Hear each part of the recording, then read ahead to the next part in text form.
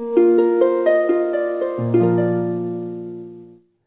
आज की वीडियो से हम नया चैप्टर स्टार्ट करने वाले, चैप्टर नंबर 7, जिसका नॉर्मली पिछले साल हम कार्टेशियन प्लेन के बारे में पढ़ चुके हैं, जिसमें हमने एक्स और वाई दो एक्सिस बनाए थे। कुछ ऐसा नॉर्मली यहाँ पे हम सेंटर के पॉइंट को ओ मतलब ओरिजिन नाम दे देते। इसके बाद ये एक्स होता था और ये माइनस का एक्स, ऐसे वाई और ये माइनस का वाई। तो इसकी हेल्प से हम किसी भी पॉइंट की फिक्स लोकेशन बता सकते थे, जो हम इस लेसन में पढ़ते भी हैं। जैसे कि नॉर्मली हम कोई भी पॉइंट लेते हैं, जैसे कि भी यहाँ पे कोई एक पॉइंट बनाता हूँ तो उसकी लोकेशन फिक्स नहीं है। अगर मेरे को किसी को बताना है कि उसकी पोजीशन क्या है, तो मैं इतने अच्छे से बता नहीं पाऊंगा कि वो कितना राइट में है। पर अगर मैं इसके अंदर मतलब कार्टेशियन प्लेन के हिसाब से बनाऊं तो उसकी एक फिक्स पोजीशन बता सकूंगा, क्योंकि यहाँ पे कुछ पैरामीटर सेट होते हैं फिक्स डिस्टेंस के हिसाब से। तो अगर कोई भी एक पॉइंट सेट करता हूं मैं तो उसकी एक फिक्स लोकेशन हो जाएगी। अगर हम देखेंगे यहाँ पे इस पॉइंट की y एक्सिस से, ये वाला एक्सिस y एक्सिस है, तो इससे कितनी डिस्टेंस है, तो यहां y एक्सिस से इसकी डिस्टेंस आ रही है 2 सेंटीमीटर, ये वाली लेंथ। तो जो ये 2 सेंटीमीटर है या 2 आया, ये ही x कोऑर्डिनेट कहलाएगा। इसको हम यहाँ पे स्टार्टिंग में 2 से शो करते। और ऐसे ही अगर हम देखें x एक्सिस से कितना दूर है ये पॉइंट, तो x एक्सिस से कितना दूर है 1 सेंटीमीटर। देख सकते हो ये 1 की सीट में मतलब x एक्सिस से 1 सेंटीमीटर दूर है। तो यहाँ पे इसे शो करेंगे और ये इसका y कोऑर्डिनेट कहलाता है। इसी बात को हमने ऊपर भी लिखा है, x कोऑर्डिनेट या एब्सिसा किसे बोला जाता है, distance of a point from y axis. ध्यान रखना ऑब्जेक्टिव के फॉर्म में नॉर्मली पूछे जाने वाले 2 क्वेश्चन है ये, मतलब इसे प्रीलिमिनरी प्लेन्स में भी पूछा जा सकता है, इसलिए इसको अच्छे से समझना। एक्स कोऑर्डिनेट हमने किसको बोला है, ये 2 कैसे लिखा है, 2 क्या चीज थी एक्चुअली में, ये वाई जो एक्सिस है उससे इस पॉइंट की डिस्टेंस है, दिख भी रही है ना। ऐसे ही इसका जो ये वाई वाला पॉइंट है मतलब वाई कोऑर्डिनेट, जिसको हम ऑर्डिनेट भी बोलते हैं, तो ये क्या चीज है, एक्स एक्सिस से डिस्टेंस इस पॉइंट की। आई बात जल्दी समझ में। अब जैसे कि देखें यहाँ पे एक और पॉइंट आ जाए, जैसे कि एक पॉइंट यहाँ पे आ गया, ये इस वाले पॉइंट को P नाम दे दूं और इस वाले पॉइंट को Q नाम दे दूं। इसके कोऑर्डिनेट हो जाएंगे XY और इसके हम या इसको X1 Y1 बोल दे, तो इसको X2 Y2 बोल दे। कोई से भी ऐसे 2 पॉइंट हो सकते हैं। तो इन दोनों की टोटल इन दोनों पॉइंट के बीच की डिस्टेंस क्या होगी, अगर ये हमें निकालना हो, इन दोनों पॉइंट के बीच की डिस्टेंस या इस लाइन की लेंथ कुल मिला के होगी under root x2 minus x1 का whole square plus y2 minus y1 का होल स्क्वायर। और यही डिस्टेंस फार्मूला कहलाता है। और इसी फॉर्मूले का यूज करके आज हम कुछ क्वेश्चन को सीखने वाले हैं। और ऐसे इस पूरी एक्सरसाइज 7.1 में भी हम इसी से रिलेटेड कुछ क्वेश्चंस को सोल्व करेंगे। कुछ डायरेक्ट क्वेश्चन मिल जाएंगे और कुछ घुमा फिरा के क्वेश्चन होंगे, जिसमें हमें डिस्टेंस फार्मूला का यूज थोड़ा सोच समझ के करना है। तो डिस्टेंस फार्मूले का यूज करके स्टार्ट करते हैं एग्जाम्पल नंबर फर्स्ट से।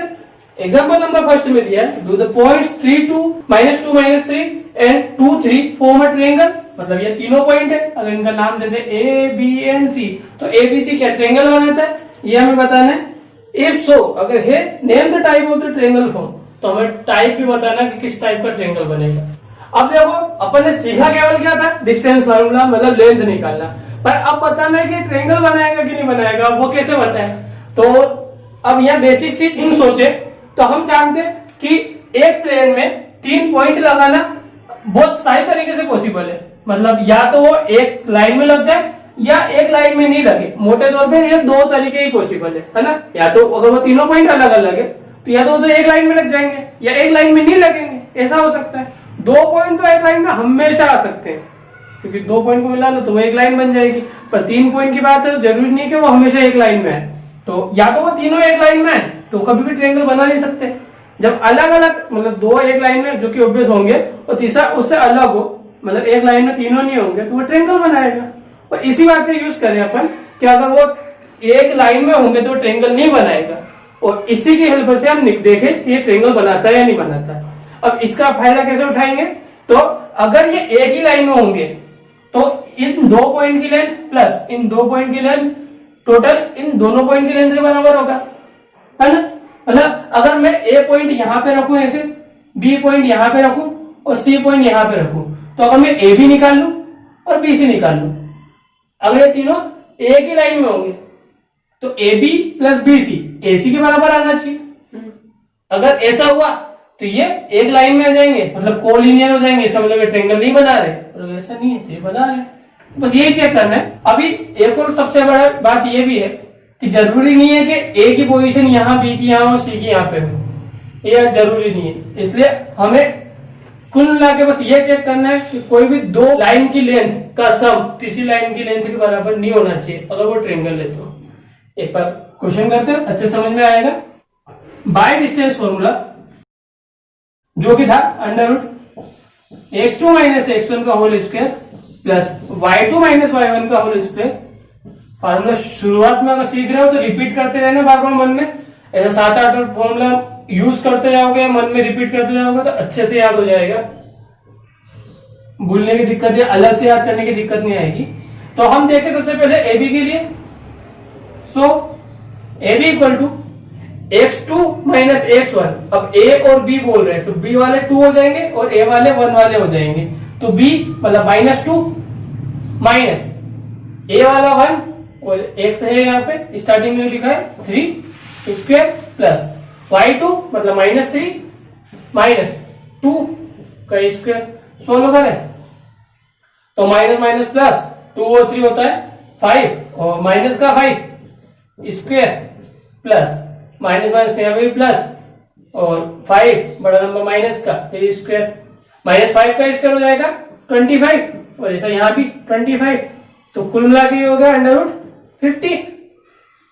सेकंड के लिए देखें बीसी के लिए, तो बीसी के लिए देखें तो बी वाले इस बार 1 वाले हो जाएंगे, सी वाले हो जाएंगे 2 वाले, तो 2 माइनस -2 मतलब प्लस का 2। देखो ये x2 हो जाएगा, ये x1 हो जाएगा, इससे ये y2 हो जाएगा, या y1 हो जाएगा, इसलिए अब डायरेक्ट मैं करता जाऊंगा सोल्व, ध्यान रखना। प्लस y2 माइनस y1 मतलब -3 माइनस प्लस हो गया 3 स्क्वायर,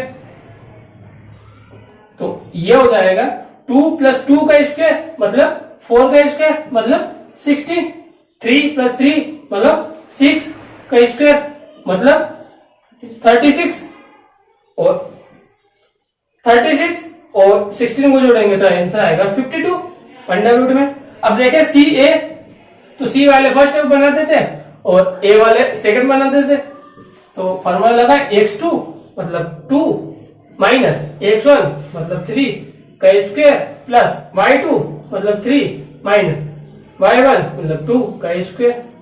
अब 2 में से 3 गया तो माइनस का 1 बचता है, माइनस के 1 का स्क्वायर तो प्लस का 1 ही होगा, 3 में से 2 गया तो 1 बचता है, 1 का स्क्वायर 1 होता है, प्लस 1 प्लस 1 2 हो जाएगा, तो हो जाएगा अंडर रूट 2। तो हमें यहाँ पे ए बी बी सी और ए सी मिल गए। यहाँ पे सबसे बड़ी साइड दिख रही है बी सी, तो यहाँ देखो B C A B plus C A के बराबर आ रही है क्या, तो यहाँ पे अगर हम देखें बी सी जो कि है √52, ए बी जो कि है √50 और सी ए मतलब √2, अगर ये जोड़ोगे तो √52 नहीं आएगा। ऐसा मत सोच लेना कि 50 प्लस 2 52 होता है, ये स्क्वायर रूट के अंदर है, और जब अंडर रूट के अंदर सेम डिजिट होते तभी जाके वो प्लस हो पाते, अदरवाइज नहीं हो सकते। तो अगर 50 को सोल्व करोगे तो ये मिलेगा 25 इंटू 2, 25 होता है 5 का स्क्वायर, तो ये हो जाएगा 5√2 प्लस √2, इसको सोल्व करोगे तो 5√2 प्लस 1√2 है तो ये जाएगा 6√2, तब की √52 इसको लिखोगे तो ये बनेगा 26 इंटू 2 मतलब 13 इंटू 2 इंटू 2, तो 13 अंदर रह जाएगा और 2 बाहर निकल जाएगा, तो 2√13 और 6√2 बराबर थोड़ा ना होते हैं। इसका मतलब ये बराबर नहीं है, इसका मतलब ये कोलिनियर नहीं है, मतलब एक ही लाइन में नहीं आ रहे, एक ही लाइन में आते तो 2 की नहीं भी 2 की प्लस करने पे तीसरे के बराबर आंसर आता है, जो कि नहीं आ रहा, तो इसका मतलब ये ट्रायंगल बना रहे। अब हमसे पूछा था कि कौन से टाइप का ट्रायंगल बना रहे, तो तीनों साइड की प्रॉपर्टी के हिसाब से देखें तो हमको साइड की प्रॉपर्टी से हिसाब से पता है तीनों साइड एक जैसी है, मतलब इक्वल है, तो इक्विलेटरल ट्रायंगल 2 साइड इक्वल है तो आइसोसेलेस ट्रायंगल। अब तीनों साइड इक्वल नहीं है तो स्केलर ट्रायंगल तो नॉर्मल सी बात है, या तीनों साइड इक्वल नहीं है मतलब 2 भी इक्वल नहीं है यहाँ पे, तो ये तो नॉर्मल ट्रायंगल हो गया। अब एंगल के हिसाब से देखें तो हमारे पास होता है ऑब्ट्यूस या एक्यूट एंगल ट्रायंगल, इसके अलावा होता है राइट एंगल ट्रायंगल, उसको देख लेते हैं क्योंकि बाकी दो को निकालने का कोई तरीका नहीं है हमारे पास, केवल देख सकते हैं राइट एंगल ट्रायंगल है या नहीं है। तो राइट एंगल ट्रायंगल होगा तो इसके अंदर पाइथागोरस थ्योरम लगनी चाहिए। तो इसे आपका हाइपोटेनस मतलब सबसे बड़ी साइड का स्क्वायर बची दोनों साइड के स्क्वायर के सम के बराबर होना चाहिए। और यहाँ देखो तो सबसे बड़ी साइड का स्क्वायर मतलब BC का स्क्वायर जो कि हो जाएगा √52 का स्क्वायर मतलब 52, और बची हुई दोनों साइड का स्क्वायर मतलब AC का स्क्वायर प्लस AB का स्क्वायर। अब AC का स्क्वायर मतलब √2 का स्क्वायर प्लस AB का स्क्वायर मतलब √50 का स्क्वायर। इन्हें प्लस करोगे तो √2 का स्क्वायर 2 प्लस √50 का स्क्वायर 50 प्लस करोगे तो आ रहा है 52, मतलब ये दोनों बराबर है। इसका मतलब यहाँ पे तो कन्वर्स ऑफ पाइथागोरस के थ्योरम के हिसाब से हम बोल सकते हैं कि ये एक राइट एंगल ट्रायंगल है। तो हो गया हमारा आंसर। क्वेश्चन में पूछा था क्या ये एक ट्रायंगल है, तो लिखेंगे yes it is a triangle. और कौन से टाइप का ट्रायंगल है, तो it is a right angle triangle. आया समझ में? कुछ कंफ्यूजन हो तो कमेंट सेक्शन में पूछ सकते हो। एग्जाम्पल नंबर 7 को देखें, इसमें दिया show that point 174 -1 -1 and -4 are the vertices of a square. जिसा अभी हमने किया था कुछ वैसा ही इसके अंदर भी है। स्क्वायर के लिए सोचना है इस बार। तो स्क्वायर की एक सबसे बेसिक सी जानकारी है, सबको पता है कि स्क्वायर की सारी साइड बराबर होती है। तो एक बार पहले देख लेते हैं सारी साइड बराबर होने वाली कि नहीं है। अगर मैं इसका A B C और D नाम दे दूं पॉइंट्स का, तो चारों साइड की लेंथ देख लेते हैं। अब यहाँ पे बात खत्म नहीं होती है क्योंकि चारों साइड तो रोम्बस की भी बराबर होती है। जरूरी थोड़ा है कि वो चारों साइड बराबर होने पे स्क्वायर बन जाए। स्क्वायर की वो खासियत है वो है कि उसका हर एक एंगल 90 डिग्री का होता है चारों साइड बराबर के अलावा। मतलब केवल एक एंगल भी 90 का रखोगे तो बच्चे हुए सारे एंगल 90 डिग्री का हो जाएगा। तो अपन तो 90 डिग्री प्रूव करना है, उसका एक एंगल 90 डिग्री का होता है, मतलब पाइथागोरस थ्योरम की हेल्प, या स्क्वायर के डायगोनल इक्वल होते हैं चारों साइड बराबर होने के साथ में। तो हम डायगोनल को इक्वल बता देंगे, दोनों में से कोई सी भी एक चीज ले लेंगे, देखते हैं क्या जमेगा। सबसे पहले तो देखें कि चारों साइड बराबर है कि नहीं। देखें ए बी के लिए थोड़ा शॉर्ट में लिखता मैं, x2 - x1 मतलब 4 - 1 मतलब 3 का स्क्वायर प्लस y2 - y1 मतलब 2 - 7 और 2 में 7 गया तो -5 का स्क्वायर -5 का स्क्वायर। ज्यादा शॉर्ट हो तो बोल देना। अब एग्जाम के लिए तो हमको पूरा लिख के करना पड़ेगा। सबसे पहले फार्मूला, उसके बाद ऐसे, उसके बाद ये से, ये पूरा इसलिए एक बार करके बता दिया मैंने। अब आगे देखोगे तो अपन शॉर्ट कर सकते हैं क्वेश्चंस को, ठीक है ना। 3 का स्क्वायर हो जाएगा 9 और -5 का स्क्वायर 25, इसका मतलब √34। BC को देखें तो -1 - 4 तो -5 का स्क्वायर प्लस y2 - y1 मतलब -1 - 2 तो -3 का स्क्वायर। सोल्व करें तो -5 का स्क्वायर हो जाएगा 25, -3 का स्क्वायर हो जाएगा 9 और अगर इन दोनों को जोड़े तो आ रहा है आंसर वापस से √34। CD को देखें -4 -1, थोड़ा ध्यान रखना, इसको पूरा करके बता देता हूं नहीं तो कंफ्यूजन हो। तो -4 एक बार अपन फार्मूला के हिसाब से माइनस लगाते हैं और एक बार खुद -1 है तो माइनस प्लस का 1 हो जाएगा स्क्वायर प्लस 4 माइनस फिर वापस से -1 तो +1 हो जाएगा का स्क्वायर। तो -4 + 1 अलग अलग साइन है, -2 है तो 4 में से 1 गया तो बचता है 3, माइनस का 3 का स्क्वायर हो जाएगा 9 प्लस 4 + 1 होता है 5 का स्क्वायर हो जाएगा 25, वापस से आंसर 34 आ रहा है। और लास्ट देख ले D8, तो इसकी लेंथ के लिए देखें तो -4 -1 मतलब -5 का स्क्वायर और -5 का स्क्वायर होता है 25 प्लस 4 -7 तो 4 में 7 गया तो बचता -3, उसका भी स्क्वायर तो -3 का स्क्वायर होता है 9, वापस से जोड़ोगे 134। चारों साइड बराबर है तो एटलीस्ट ये रोम्बस तो हो गया। अब रोम्बस हुआ है, अभी चारों साइड बराबर है तो जरूरी नहीं कि स्क्वायर है। स्क्वायर की खासियत क्या थी, या तो डायगोनल इक्वल हो जाए या यहाँ पे अगर एक एंगल 90 डिग्री का हो जाए। और एक एंगल 90 डिग्री का, इसका मतलब हमको पाइथागोरस थ्योरम प्रूव करनी पड़ेगी। तो दोनों डायगोनल को देख लेते हैं, थोड़ा इजी पड़ेगा हमारे लिए। अगर तुम चाहो तो पाइथागोरस की भी हेल्प ले सकते हो। अगर डायगोनल देखें, ये अगर ABCD कुछ इस तरीके से है तो हमारा एक डायगोनल हो जाएगा AC, दूसरा हो जाएगा BD। तो AC देखें, AC की वैल्यू जाएगी under root x2 minus x1। A और C बोला है, C वाले को सेकंड और A वाले को फर्स्ट माने, तो -1 मतलब -2 का स्क्वायर प्लस -1 -7 मतलब -8 का स्क्वायर। सोल्व करें तो -2 का स्क्वायर होता है 4, -8 का स्क्वायर हो जाएगा 64, तो आंसर आ जाएगा अंडर रूट 68। अगला BD, B वाले को 1 और D वाले को 2 नाम दे, तो x2 माइनस x1 मतलब -4 तो -8 का स्क्वायर प्लस 4 - 2 का स्क्वायर, तो 4 - 2 होता है 2 का स्क्वायर।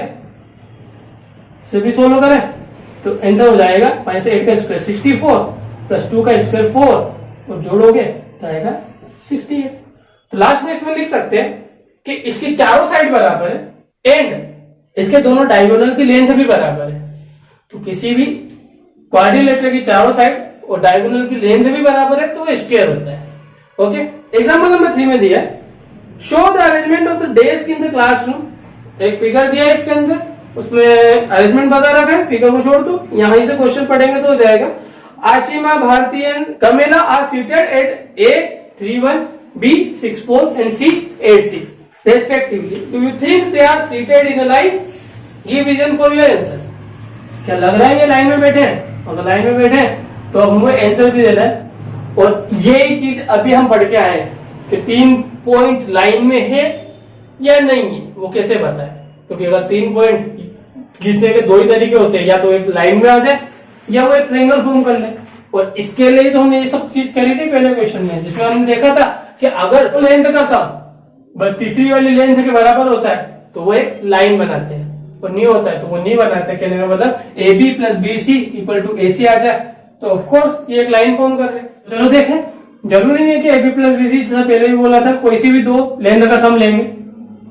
अब यहाँ पे देखें हम AB की लेंथ तो हो जाएगी under root x2 minus x1 मतलब 6 - 3 का स्क्वायर, 6 - 3 का स्क्वायर प्लस 4 - 1 का स्क्वायर। सोल्व करें, 6 - 3 होता है 3 का स्क्वायर प्लस 4 - 1 3 का स्क्वायर, 3 का स्क्वायर होता है 9 + 9, इसका मतलब अंडर रूट 18। BC देखें, C वाले को 2 और B वाले को 1 ले, देखो कोई फर्क नहीं पड़ता, तुम B वाले को भी 2 ले लो, C वाले को 1 ले लो तो भी कोई फर्क नहीं पड़ेगा। स्क्वायर हो रहा है, इस कारण से माइनस तो इसी गायब हो जाएगा, कोई प्रॉब्लम नहीं आएगी। इसलिए आगे किसको रख रहे हो, पीछे किसको रख रहे हो, कोई टेंशन नहीं है। 8 - 6 x2 - x1 का स्क्वायर प्लस 6 - 4 का स्क्वायर।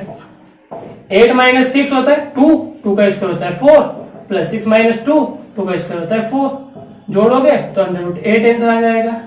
अब CA, तो यहाँ पे 8 - 3 होता है 5 का स्क्वायर प्लस 6 - 1 होता है 5 का स्क्वायर इक्वल टू 25 + 25 स्क्वायर करने पे, और आंसर आया 50। अब एक सिंपल सी बात है जो हमको जानना है, वो जो पहले वाले क्वेश्चन में भी बोली थी, मतलब पहले एग्जांपल में भी बोली थी, अंडर रूट के अंदर नंबर तभी जुड़ सकते हैं जब अंडर रूट के अंदर मतलब स्क्वायर रूट के अंदर या जो भी रूट है उसके अंदर सेम नंबर हो, अदरवाइज वो जुड़ ही नहीं सकते। जोड़ने का तरीका एक्चुअली में होता है कॉमन निकाल लेते हैं हम जो सेम है, नहीं तो स्क्वायर रूट वाला कभी प्लस होते ही नहीं है। इसलिए सबसे पहले तो इनको चेंज करना पड़ेगा। अंडर रूट 18 को कह सकता हूं मैं 9 × 2, 9 होता है 3 का स्क्वायर, तो वो बाहर निकल गया और अंदर बच जाएगा 2। ठीक है, आगे अंडर रूट 8 इसको कह सकता हूं मैं 4 × 2, और 4 2 का स्क्वायर तो बाहर निकल गया, अंदर बच गया 2। ऐसे ही अंडर रूट 50 को कह सकते हैं अपन 25 × 2, 25 होता है 5 का स्क्वायर, बाहर निकल जाएगा, अंदर बच जाएगा अंडर रूट 2। अब यहाँ पे हमको देखना था कि कोई भी 2 साइड का प्लस तीसरी साइड के बराबर है क्या, तो कोई तीसरी साइड के बराबर मतलब सबसे बड़ी साइड के बराबर होगा, अगर होगा तो भी, मतलब सबसे बड़ी साइड यहाँ पे CA, तो यहाँ पे CA की वैल्यू देखे तो आ रही है √50, और जिसकी वैल्यू हमने देखी अभी आई है 5√2। अब देखे बच्चों दोनों साइड तो A B plus B C, तो ए बी की वैल्यू थी √18 और बी सी की वैल्यू है √8। सम की अब 16 क्या था, तो √18 मतलब हुआ था 3√2 और √8 इसकी वैल्यू आई थी 2√2।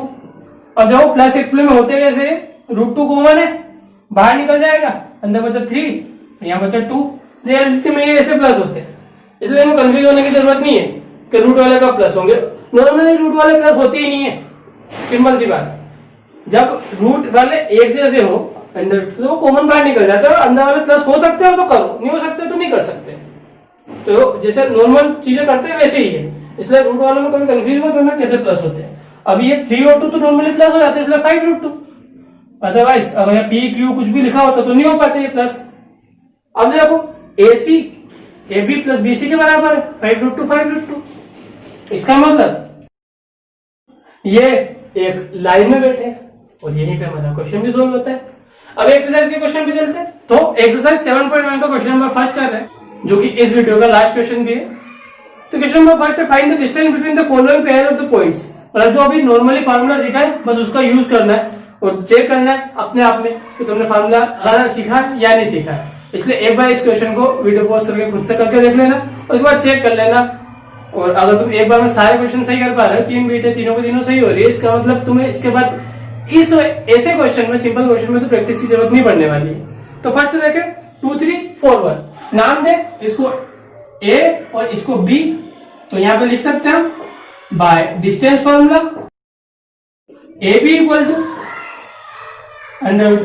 x2 माइनस x1 का square plus y2 minus y1 का स्क्वायर। थोड़ा और स्पेसिफिकेशन देने के लिए हम ये भी बता सकते हैं कि x2 और x1 कौन सा है, y2 और y1 कौन सा है। मतलब यहाँ पे x1 इसको बोल रहा हूँ, y1 इसको, x2 इसको बोल रहा हूँ, y2 इसको। नहीं देंगे तो भी चलेगा, पर नॉर्मली ये छोटा सा क्वेश्चन है, अगर पूछा आएगा तो 2 नंबर में, तो चाहो तो बता सकते हो। फार्मूले की हेल्प ले, x2 मतलब 4 माइनस 2 का स्क्वायर प्लस y2 मतलब 1 माइनस 3 का स्क्वायर करे तो 4 माइनस 2 होता है 2 स्क्वायर प्लस 1 माइनस 3 होता है माइनस का 2 स्क्वायर। 2 का स्क्वायर होता है 4 माइनस 2 का स्क्वायर होता है प्लस का 4 और इस हिसाब से हो गया √8। बट अंडर रूट के अंदर अगर कुछ चीज बाहर निकल सकती है तो उसको बाहर निकालना चाहिए, तभी जाके हमारा परफेक्ट आंसर कहलाता है। √8 को कह सकते हैं हम 4 × 2 और 4 होता है 2 का स्क्वायर, तो 2 बाहर निकल गया और 2 अंदर बच गया। और यहाँ पे कोई सेंटीमीटर मीटर कुछ भी यूनिट नहीं रखा था, तो यहाँ पे लिख सकते हैं अपन 2/√2 यूनिट्स। ये हमारा परफेक्ट आंसर हो जाएगा और ऐसा कोई भी पॉइंट नहीं बचेगा जिसपे कुछ नंबर कट सके। अब आगे वाले क्वेश्चन को थोड़ा शॉर्ट करने वाला हूँ मैं, जो केवल तुम्हारा चेक करने का काम करेगा क्वेश्चन सही है या नहीं है। सेकंड वाले के देखें तो अगर मैं इसको ए और इसको बी बोल रहा हूँ तो ए बी इक्वल टू हो जाएगा √-1 माइनस 5 मतलब प्लस का 5 का स्क्वायर प्लस 3 माइनस 7 का स्क्वायर। 5 में से 1 गया तो बचता है 4 का स्क्वायर प्लस 3 माइनस 7 होता है 4, बड़ा नंबर 7 है जो माइनस का है, स्क्वायर यहाँ पे बड़ा नंबर 5 प्लस का था इसलिए प्लस का आंसर था। 4 का स्क्वायर होता है 16 माइनस 4 का भी होता है 16। नॉर्मली इसे अगर तुम शॉर्ट करना चाहो तो 16 प्लस 16 होता है 2 × 16। और अगर 16 को तुम कॉमन निकाल दोगे तो अंदर 1 + 1 बचेगा जो कि 2 हो जाएगा। ये इसलिए किया ताकि हमारा क्वेश्चन लास्ट में फटाफट पहुंच सके। 16 होता है 4 का स्क्वायर इसलिए बाहर निकल गया, 2 अंदर रह गया यूनिट।